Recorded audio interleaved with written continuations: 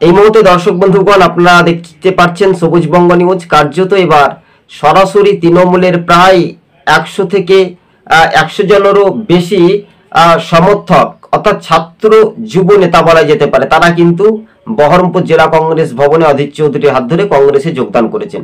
পাশাপাশি তৃণমূলের একটা বড় অংশের ভাঙন ধরবে সংখ্যালঘু জেলা মুর্শিদাবাদে, কেননা ক্ষমতা যার লোভ তার বেশি দিন টিকে থাকে না, তাই না? এই কথোপকথনগুলো কিন্তু অধীর চৌধুরী আজকে কান্ধিতে এক বিশাল র্যালি এবং কর্মী সভা করে ভোকাল টনিক দিলেন। 26-এর বিধানসভা নির্বাচনে তৃণমূলকে জোর টক্করের লড়াই দিতে এবার কি ইঙ্গিত দিচ্ছেন অধীর চৌধুরী? তিনি কংগ্রেসের হেভিওয়েট নেতা এবং কেন্দ্রের কতটা প্রভাব পড়বে এই রাজ্য রাজনীতিতে, সেটাই এখন মুর্শিদাবাদে 22টি বিধানসভা আসনের মধ্যেই কিন্তু ম্যাজিকে কি অধীর চৌধুরী কি বলছেন বিশেষজ্ঞ থেকে রাজনৈতিক মহল, এটাই শুধু সময়ের অপেক্ষা।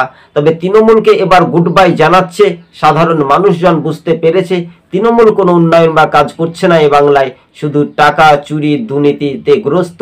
তাই এবার অধীরের গড় নামে পরিচিত কতটা উজ্জীবিত হতে পারেন, কিন্তু ধর্মীয় মেরুকরণের রাজনীতির কাছে অধীর চৌধুরী হেরে যায়।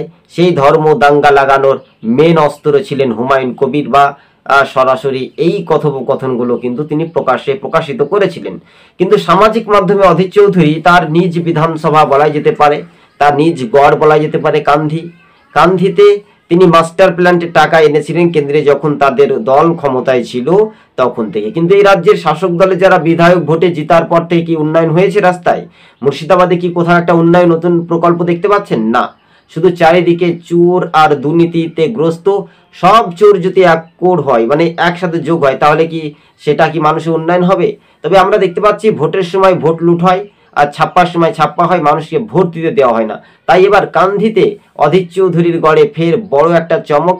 রাজ্যের শাসক দল তৃণমূলের বড় ভাঙনের আশঙ্কা। আগামী দিন মুর্শিদাবাদে